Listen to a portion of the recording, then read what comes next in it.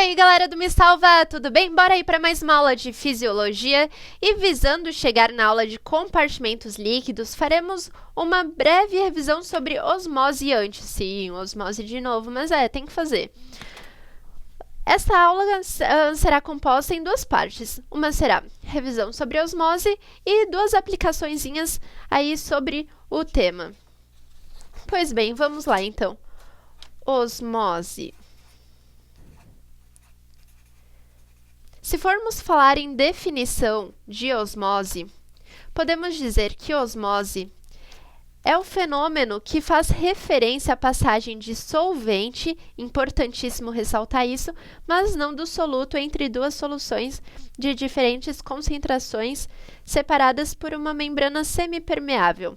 Membrana semipermeável é aquela que não permite a passagem de grandes solutos apenas de solventes e pequenas moléculas muito seletas.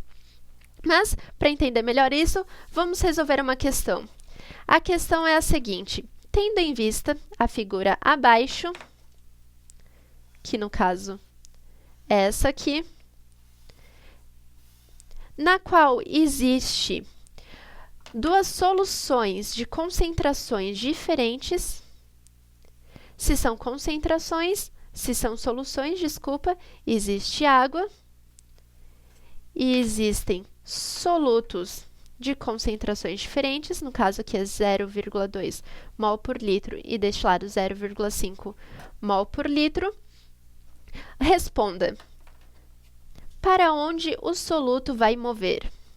Se você prestou atenção em definição de osmose, o soluto não é o soluto quem vai mover, é a água. Então, essa pergunta estaria errada. A pergunta correta seria: para onde o solvente ou a água irá mover? Então, considerando que a osmose é o processo de passagem de água e ela não depende da natureza dos solutos, mas sim da concentração deles, a água vai passar do meio menos concentrado para o meio mais concentrado, tendendo a igualar a concentração entre eles, resultando, por exemplo, em 0,35 mol por litro em cada lado. Então, aqui vai aumentar um pouquinho o volume, aqui vai diminuir um pouquinho, e quando se estabelecer o equilíbrio em concentrações, vai parar a passagem de água. E isso é o quê? É uma propriedade da hidrostática. Mas como assim? Pois é, eu queria entender também isso melhor, o que era essa propriedade da hidrostática, e eu cheguei até a equação de Van't Hoff. A equação de Van't Hoff é derivada da equação de equilíbrio dos gases, mas ela leva em consideração a concentração dos solutos, mas olhando para isso, ainda assim não me fala muito a respeito. Então, continuei procurando e eu cheguei até a teoria das probabilidades. O que diz a teoria das probabilidades? Se aqui deste lado eu tenho, por exemplo, uma concentração grande de soluto, logo eu tenho uma menor quantidade de partículas de água em relação ao outro meio. Tenho uma maior quantidade de partículas de água para um mesmo volume, digamos assim. Isso quer dizer que a probabilidade de essas moléculas passarem para o outro lado é maior do que a probabilidade de essas moléculas de água passarem para o lado menos concentrado. E ambos estão movendo o tempo todo para ambos os lados, mas a quantidade de partículas de água que move desse meio é maior e por isso a gente acaba com essa resultante no final. E qual é a função da substância aqui nesse meio? No caso, vamos supor que aqui nós temos proteínas. Que os solutos sejam proteínas. Então, nós temos que essas proteínas, elas também exercem uma pressão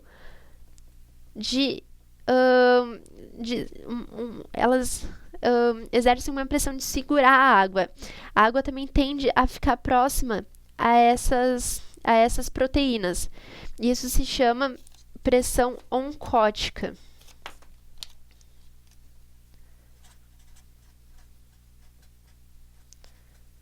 E o que é a pressão oncótica? É a pressão osmótica exercida pelas proteínas, ou seja, proteínas sendo coloides, são substâncias coloides, moléculas grandes, são chamadas assim. É uma pressão coloido-osmótica. Então, se alguém perguntar o que é pressão hidrostática, revisando, né? Pressão hidrostática é a capacidade que o líquido, no caso, tem em mover para o outro compartimento, né? Seguindo esse gradiente aqui de concentração. O que é pressão oncótica ou coloidosmótica? São sinônimos. É a pressão exercida de retenção de água pelas proteínas, que é feita pelo efeito de hidratação que elas têm, que é de reter a água. Certo? E quais seriam as duas aplicações